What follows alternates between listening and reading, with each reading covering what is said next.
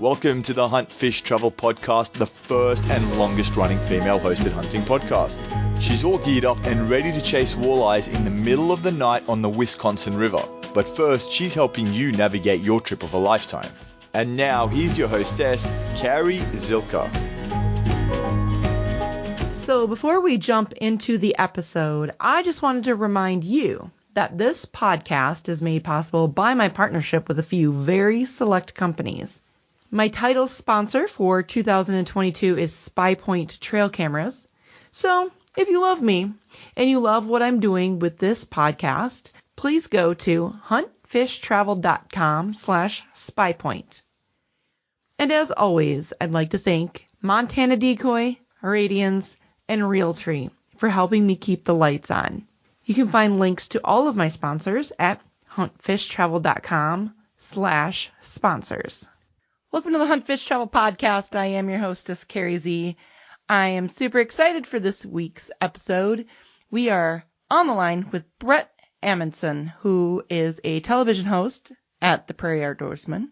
And we are going to talk about bird hunting because he posts the most fabulous photos of him and his dogs bird hunting. So, Bret, welcome to the show.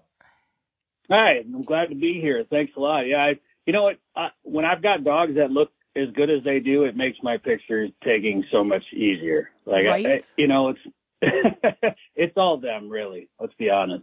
They're awesome dogs. And so, why don't we explain to the listeners why we're all so obsessed with your dogs? Everything from, let's see, when was the first time? I think I met your older dog. Must have been Surgeon Spearing 2000 and... Yeah, I was going to say Surgeon Spearing for sure, but I can't remember the year. I know, it was a long time ago. It keeps getting longer. I know. I can't believe how long ago it's been. You know, I shared that video on Facebook here recently, and even that's going to be 4 years old now, I think. I know. It's time flies when you're having fun. Way too fast. Well, and even your new puppy, like she has her own Instagram account, correct? Yeah, she's kind of a diva, kind of a big deal. I don't know if you know this or not, but yeah. So my older dog is Mika. She just turned 11 here a couple of weeks ago in January, and then the new dog is Tiny. She's about a year and a half now, and her nickname in the litter was Tiny because she was the smallest of 10 pups. And it was my buddy's litter, Corey Loeffler. And so I went up and visited a couple of times, and it was Corey, his wife, and his daughters that kind of take care of these litters when he has them. And his one daughter, we had given them all nicknames. They all have colored collars, and that's kind of how they tell them all apart. But a couple of them get nicknames here and there. And you know, the whole time I got her about 7 weeks, and I was trying to figure out what I wanted to name her. And coming up with a name for anything is hard. You probably know that. Yeah. And then naming a dog, or this is something that's going to be with you for a long time, and you want to come up with the right name. And I was just racking my brain, and I was up there one day, I think it was the weekend I was picking her up, and the puppies were running around. It was chaos, like a litter of 10 puppies can be, labs, and they're yellow labs, by the way. And I heard Corey's daughter yell at Tiny and called her Tiny, and the dog stopped, turned, and looked at her. So she already was recognizing, that was her name, and that's why I can't change it now. Plus, she's the smallest dog with the biggest attitude, so the name Tiny fit perfectly. That's awesome. She's a lot of fun. Yeah. Have you always had dogs? Have you always had bird dogs? We grew up with some dogs when I was a kid, and then when I was in high school, we had a lab. All of our dogs got run over. Pretty much every dog we owned growing up, yeah, every one of them. And so when I was in high school, we had a 7-year-old lab that was, it was our hunting dog, but it was also, I treat them as members of the family. My dogs live in the house. They can sleep on the bed. I don't have them on the furniture, but they do sleep on the bed. A lot of times they'll ride in the front seat, whatever. So they're members of the family. And when that 7-year-old lab, Dusty, got hit by a car, it hit the whole family pretty hard. My parents said, you know what? We're not doing this anymore. And then I got into radio and bounced around from radio job to radio job, and I was moving and I was living in apartments for a while, and that's no place to have a hunting dog and have a lab. So I kind of kept putting it off until I owned my first house. And then once I did that, I got my first dog, which was Mika. So really I've had two of my own, after having a few of them when I was growing up. So had one now for about 11 years, I guess. And I waited. I wish I would have done it sooner, but I wanted to make sure that the dog had the right amount of space and time. I want to make sure I had enough time to give to the dog. Yeah. And radio jobs don't really allow for much free time. So it took a while for me to finally get my own, but I wish I would have done it sooner, but I'm glad I finally did. That's awesome. And that is a good point. I guess I have cats because I'm gone so much, a lot of hunting trips and stuff where it's not really, I don't know, it's just too much airplane time and stuff, so I don't know that for my lifestyle, a dog would be, it would just be neglected in my opinion. So I have cats, but again, I don't do a lot of bird Which hunting. Which should be neglected, by the way. I'm just saying. Cats should be neglected. My Velcro cats, after I'm gone a couple of days, you'd think I was gone for a month. But but I just have never done a lot of bird hunting. I'm sure that if I was a huge duck hunter or a big pheasant hunter, I would probably be more inclined to get a dog. So, yeah. I mean, do you do a lot more bird hunting than, say, deer hunting or turkey hunting or? Oh, for sure. I mean, yeah. I turkey hunt and I deer hunt too. I bow hunt quite a bit. But the beauty of that is you don't need a dog for it, which is nice. I definitely didn't pheasant hunt as much until I got a dog, or until I moved to North Dakota, really. And then I really got into pheasant hunting, and I was kind of relying upon going with my buddies that had good dogs. And pheasant hunting without a dog is doable, but not recommended. Pheasants will run and never flush without a dog. And then if you do shoot one and they happen to run a little bit, you'll never find that without a dog. And half the time, even if you knock them down in heavy cover, they're hard to find without a dog. So I don't really recommend pheasant hunting without a dog, at least in the group. So I didn't do it much. And then I was more of a waterfowl hunter anyway. And I remember hunting in North Dakota one day, and I was getting to the point where I wanted to get a dog anyway. And I was hunting a little slough, and I shot a mallard that landed out in the water.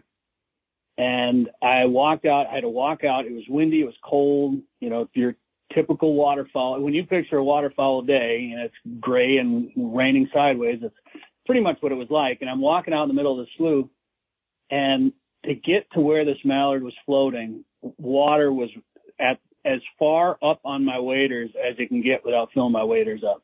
So I'm tiptoeing. I'm tiptoeing through this slough, trying not to go over my waders. And I was able to reach the duck. And as I turned around, I had a wave crash over the top of my waders. So I had cold water filling my waders. Thankfully, it wasn't deeper, and I was able to make it back to shore. And I had to take my waders off as soon as I got to shore. My socks were freezing up. It was cold, and that was the day I said, "Yeah, this is happening. It's time to get a dog." Because they don't care. They just don't care. No, they love it. Yeah. Yeah. Hilarious. That's too funny. What do you think is your favorite species to hunt? Probably snow geese. Really? They're my favorite. I love them, but I hate them equally. They're probably one of the toughest waterfowl species to hunt, but when they do it, there's nothing like it. How so? Hardest? How so? The thing with snow geese, you'll hear people talk about having to put out 1,000 decoys, and generally that's true. You can get away in certain situations with a smaller decoy spread, but a lot of times you have to go with numbers. Snow geese, particularly what we call lead edge birds or adult birds, they're in a rush to fly south for the migration. And when they, generally when I hunt them is in the spring during the conservation season when they're on the way back up, and they follow the snow line, and those lead edge snow geese that are following that snow line back north, those are the breeding adults. and they are they are all sorts of worked up and anxious to get north, if you know what I mean. Yeah. So they just push and push and push, and they fly in flocks of thousands. And when they're migrating like that in those big flocks, they essentially, a flock of snow geese works almost as a single unit. So you'll see them and they'll look like a swarm of bees off in the distance or a swarm of blackbirds. And say you got 1,000 geese in one flock, that's 2,000 eyeballs. And if those birds, some of those birds live to 30 years old. So some of those birds are probably an average around 7 to 10, but some of them could be over 20 to 30 years old. They get shot at 9 months out of the year, all the way down the migration, all the way back up it. So 9 months out of the year. So if that bird is, say, 25 years old or whatever, for whatever the math works out to be, 20 some years of its life, it's been getting shot at. So now you've got that many old birds that have seen decoy spreads, and they're impossible to decoy. So that's why you hear people want to go after the juvies or the young birds that haven't been hunted as hard. They're not as smart, smaller groups. They're easily decoyable compared to the adults. So snow geese are probably my favorite, but I hate them. So mallards have become a real close second when it comes to waterfowl. Late season mallards, particularly because they fly almost like snows in big groups. You can hunt them in cornfields. Field hunting mallards, it doesn't get much better than that. 100 to 500 birds spinning around you, dropping in, and then they look cool and they're delicious. They're about one of the best tasting waterfowl. One of the best ducks that you'll get. Probably hands down the best duck that you'll be able to eat. Sure. Late season mallard, because they get fatty. It leaves the skin on. It's unreal. But pheasants are right up there. Those three are probably my top three. It's hard to pick a favorite, but I would say those three are at the top, and pheasants for a completely different reason. I've become definitely addicted to pheasant hunting. I live in decent pheasant country, so I don't have to travel. I like to tell people I live where people travel to hunt. It's not South Dakota. It's not, crazy numbers or anything, but it's good enough that I can walk out on an afternoon for about an hour and at least see some birds. So I've got ample opportunity, and I love the places. But I think when people ask me, I like the pheasant hunt so much, because some people don't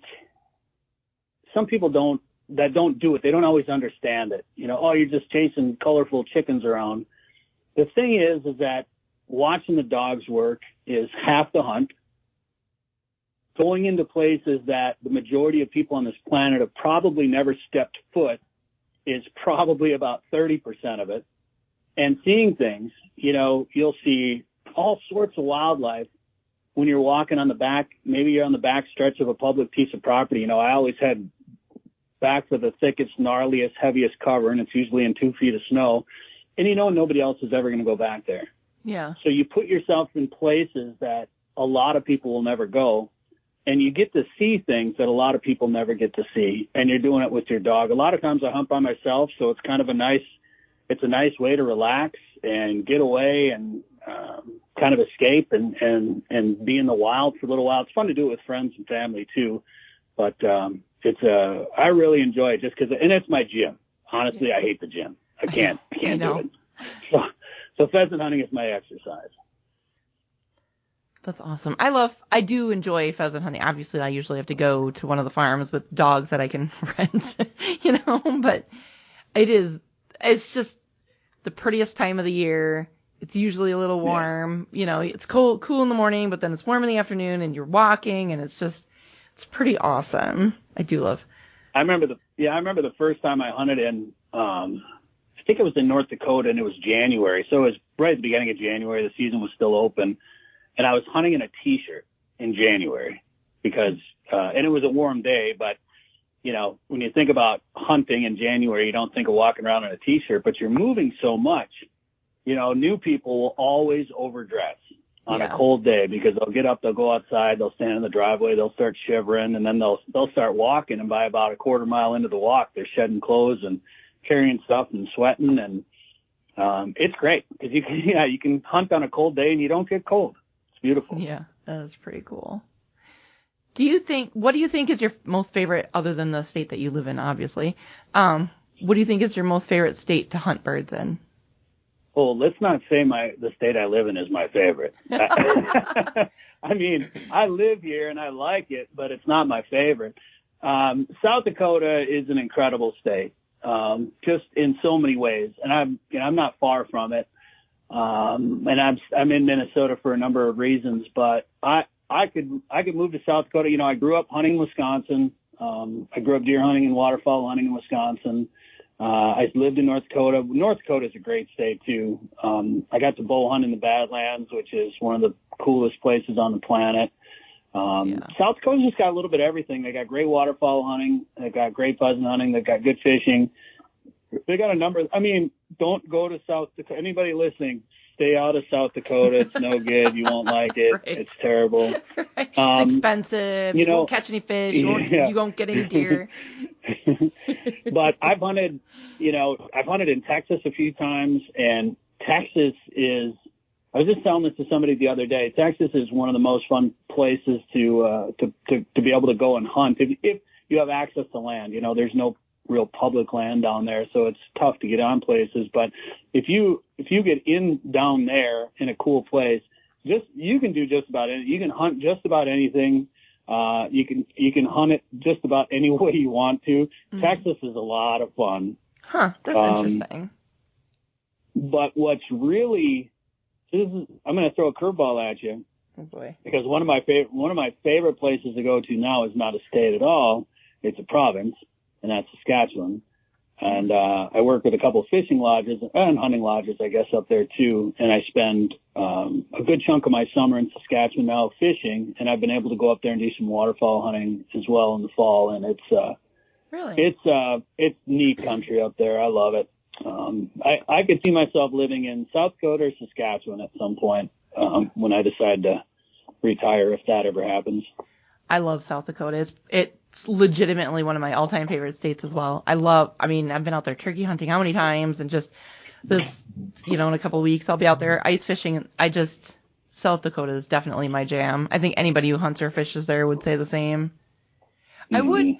I can't believe, not to totally completely switch subjects, but I can't believe how hard it has been to find like a fishing guide in North Dakota. Tons of them in South Dakota, but not so many in North Dakota. It's kind of odd.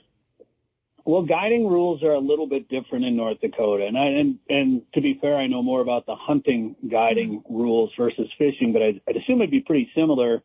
Like finding hunting guides, you can't find very many of those either, but you go to South Dakota, particularly in the spring, and there's a spring snow goose guide in just about every section nowadays. Yeah. It's an absolute zoo over there in the spring. And that's because the rules are different for guides. And in North Dakota, to be a hunting guide, I think you have to be trained in CPR. You have to have a guide license. I think you have to have you have to pass a test. I think you have to have a lease of 1,000 acres. I have never, honestly, there were too many things for me to even look into, so I don't remember all the requirements. But there's more requirements in North Dakota than a lot of states.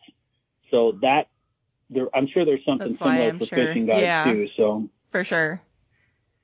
I didn't even know there was a spring. Now, hello, Google machine. Let me just go ahead and Google snow goose hunting in the spring. It's called a conservation order. So what happened is the snow goose population got so big in the mid-'90s, I believe, is when this took place, that they were destroying, and they still are. They're destroying their habitat, their breeding grounds in the tundra. Just Google snow goose effect on tundra breeding grounds, and I guarantee you'll find a picture that'll come up where they fenced off, I can't remember how, it's just a small little square that they fenced off, and around it looks like a golf course green, and inside that fence it looks like CRP grass.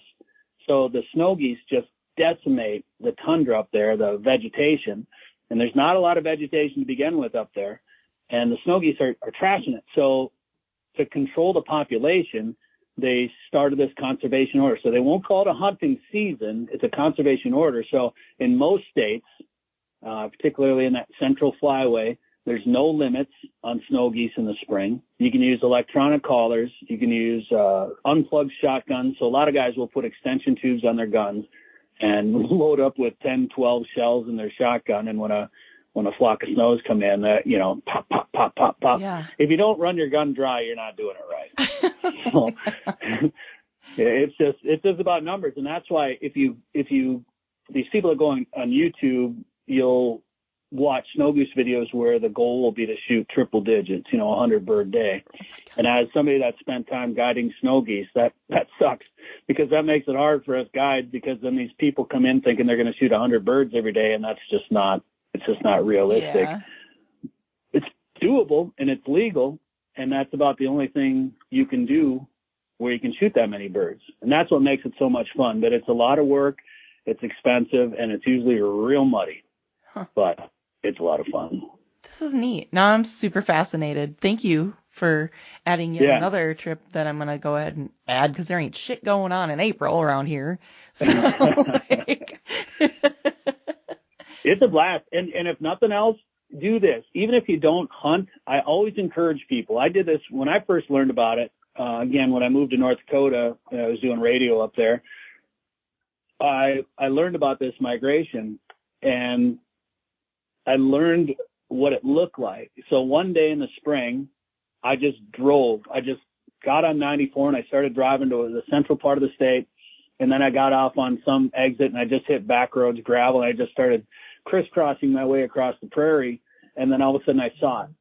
And on a heavy migration day, which is usually like a light north wind day, if they're pushing south in the fall, or if they're pushing north, it's just a light wind, and that leading edge bird, you will just see strings of snow geese across the entire horizon. It's unlike anything else I've ever seen. If you're a bird hunter or a waterfowl person, you have to at least go witness it. Even if you don't, hunting it might get frustrating, but seeing it is unreal.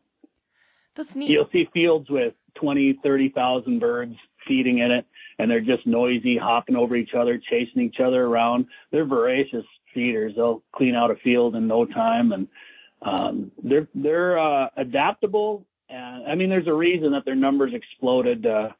They think that there's 30 million of them or something in the mid-continent population, the central flyway population. The numbers are crazy. That's nuts. It looks like it's a really short. I just grabbed a website that offers like guided hunts and stuff in South Dakota. It looks like the season's only about a month long, and it's funny how it goes from Arkansas to Nebraska to Minnesota to South Dakota or whatever. I'm sure following their migration, like you said, it doesn't seem like it's a very long season. But then I think about it, I'm like, that's a whole month. That's a lot of birds heading north. It is, and legally the season dates are probably longer. Legally it's probably open for 2 months maybe. I'm not sure, but you'll generally never hunt them that long, because unless there's a bunch of storms that keep the birds from pushing north, they'll just follow the snow line as it melts. So usually they push through, and then you got to put on miles. Once the lead edge birds are the ones that are fun to watch but hard to hunt. Yeah. And once they push through, you just find little pockets of the younger birds that trail up. And there'll be birds hitting Canada that the lead edge birds will hit in Canada. There'll still be some snows down in Texas and Arkansas that are just slow to move. Sure. But it's quite the migration. This is really quite fascinating. I guess I don't know. I guess I think in the spring, the only thing I think of in the spring is like trout and turkey. It never occurred to me that there might be goose hunts. This is pretty cool. Yeah, I mean, you got to be on the migration routes, and that one from Arkansas, Texas, Nebraska, Missouri, South Dakota, North Dakota is kind of the route, the main route anyway. You can find them in other states too, but sure. Yeah, I don't know. It's a lot of fun. Sometimes, again, you're just shaking your fists at the sky more times than not. But when the stars align, you won't find anything else like it. I'm sure. So speaking of your career in radio, why don't you tell the listeners a little bit about how you got into the outdoors and how your outdoor communicator career came to be? Sure. I realized when I was in high school I had zero talent or motivation to do anything with my life, so radio was perfect. So I grew up hunting and fishing. Our family was into the outdoors. You know, part of my love for Saskatchewan comes from our family. My grandpa was born up there, and his grandparents homesteaded in they came from Sweden and homesteaded in Saskatchewan, and then half the family moved to northwestern Minnesota, and a couple of them, then they bounced back and forth between Minnesota and Saskatchewan.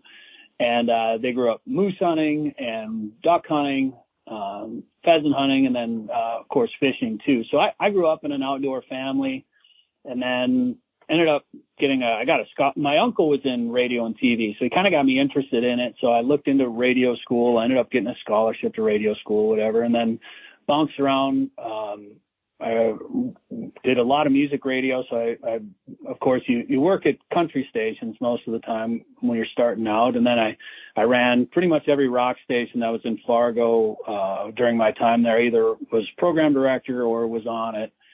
And then, I started running the K-Fan affiliate up there and started doing an outdoor radio show while I was there.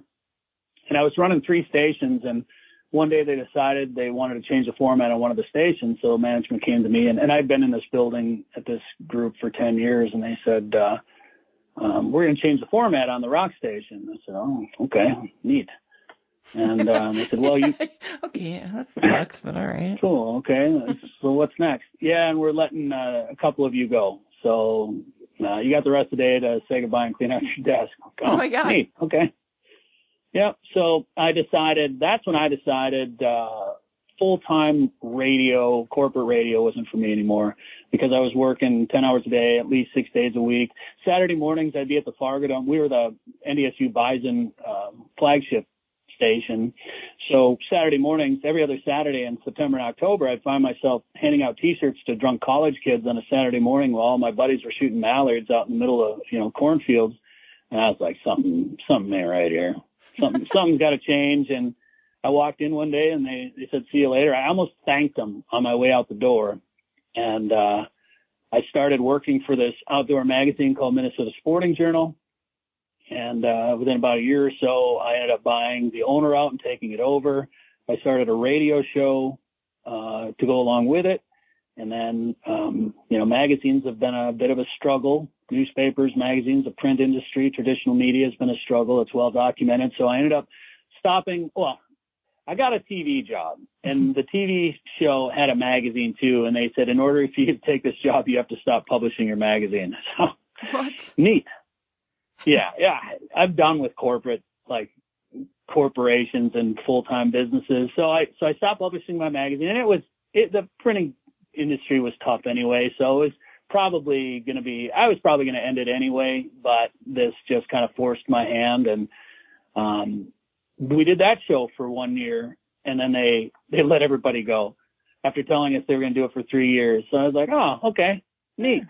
This is fun. So I took the radio show, and I've just concentrated on growing this radio show. And at the same time that they ended that show, Prairie Sportsman, which I host now, was coming back, and it had been on a 5-year hiatus. And it's produced by this little PBS affiliate in Western Minnesota in Granite Falls called Pioneer PBS. And I wanted to live in that area anyway. I was living in Brainerd, Minnesota, and I wanted to move back to Western Minnesota. So I called them up. I said, hey, you're bringing the show back. I'd love to be the host. And they said, okay. And I came back and interviewed and ended up getting that job and moving back to Minnesota. So now I host that show, and I do Sporting Journal radio and podcasts as the radio show. So the radio show I started with that magazine. We're about to hit our 500th episode, and that's a weekly show. So that's 500 weeks, whatever that equals out to be, 10 years or whatever it is. Sure. So now I've been growing that show, and then the TV show Prairie Sportsman, and then I do a couple of YouTube shows. One is Tasman TV from one of the lodges up in Saskatchewan, and I do a couple other podcasts, and I play with my dogs, and I take pictures of pheasants, and I do some waterfowl guiding, and here and there. My nephew Dan's taken over my job in the waterfowl guide business a little bit. I still do it a little bit, but he's a little bit younger and likes those hours a little more than I do. So, but yeah, I do a little bit of everything. That's cool. I call it diversifying. After basically getting let go from 2 corporate jobs for essentially no fault of my own, I said I'm not going down that road anymore. So I built my own business and do a little bit of everything. Good for you. Is the Saskatchewan, like lodges and stuff, for example, that you work with, is that with your media company? Is that what you do for them? Yeah. Yep. So That's I neat. do a lot of their marketing and create their marketing materials. I create Tasman TV, the TV show for Tasman Lake Lodge. One of our clients caught what we estimated to be a 72-pound lake trout a couple of years ago. So the place is pretty special. It's as far north in Saskatchewan as you can go. It's by float plane only. In fact, bringing it back to dogs for 1 minute, I got to bring Mika up there a couple of years ago. So I got to bring her on a float plane, which if you would have told me I'd be bringing my dog on a float plane, I would have said you were crazy. But so I got to bring Mika on a float plane, and then she stayed on the island with me for, what was I on the island for? Almost a month, 5 weeks, 4 or 5 weeks. And, yeah, it was awesome. And there's a lot of black bears up there, of course. So one of my favorite stories from up there is Mika basically had the run of the island, and I was out doing some filming on the lake, and I came in, and there were some guests there, some of our clients, and they came up like, "Oh, you missed an exciting afternoon." I said, "Really? What happened?" Well, they showed me a picture, and it's a picture of Mika laying kind of on the beach in front of the lodge, facing the lodge, and behind her there's a bear walking right behind her down to the water. And the wind must have been just right that she had no idea it was there, because normally she can smell them anywhere on the island, and she'll sit there and bark at them, and all of a sudden you'll realize there's a bear nearby. This one walked up right behind her without her seeing it. Clients called her in and brought her inside, so she was fine. But oh my God. Yeah, so I do I'll work trade show booths for them. I'll make brochures. I do all the photography. I build their websites. I go up there and basically make all their marketing materials for them, and do a little bit of fishing myself, and have fun. Cool. Very cool. Well, it sounds like you are legitimately living everybody's dream that listens to this podcast. It's not bad. I can't complain. Well, it's not handing T-shirts out to drunk kids on a Saturday morning at the Fargo Dome, which is fine. I'm not trying to knock the bison by any means. Just not for me. All right. But if somebody wanted to let's give the listeners your social media rundown, and then say there are what would be corporate sponsors or something listening to the show. If they want to get a hold of you with your media company, where would they go to find out more information about you? Sure. I appreciate that. So the TV show is called Prairie Sportsman. It actually airs on PBS stations in Minnesota, Wisconsin, Iowa, North Dakota, South Dakota, and Wyoming. I think it airs about 400 times a year on broadcast. It's unreal. It's on YouTube, Facebook, all that good stuff too. But prairiesportsman.org is the TV show. Sportingjournalradio.com is my radio show and podcast. That's a video podcast. It's like you're watching a TV show, really. So we do all that on YouTube and Facebook. It's on 30 radio stations too around the region, Minnesota, Wisconsin, the Dakotas. But it's all video online and all the digital platforms now too. We're on Rumble. So all you Rumble fans out there, all you people, are we still on Rumble, Dan? Maybe. We might not be on Rumble anymore. We were on Rumble. Anyway, Instagram, Sporting Journal Radio, all that good stuff. What else? Tasman TV. Tasman TV. It's pretty cool to watch. If you want to see some really big fish, I caught a 50-inch pike up there last year. It's a special place. Tasman TV, Tasman Lake Lodge on YouTube, or TasmanLake.com is that website. We've got Camp Grayling, which is fishcampgrayling.com. I caught my first grayling up there. We walleye fished. We fly fished for walleyes up there last summer. It was unreal. 2 feet of water, caught one, doubled up on walleyes for like hours. It was incredible. That's at Camp Grayling. Trails End Outfitters in Saskatchewan. They have deer and bear hunting, and then walleye fishing on Tobin Lake, which is where the world record walleye came out of through the ice.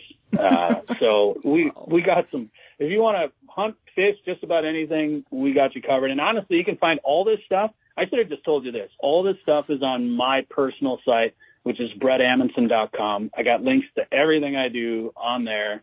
Explains it all. BretAmundson.com. That's probably the easy. I probably should have just led with that. That's okay. I'll add that to the show notes in big bold letters. Just go here. Yeah, it's just easier. Yeah. Well, awesome. Well, very cool.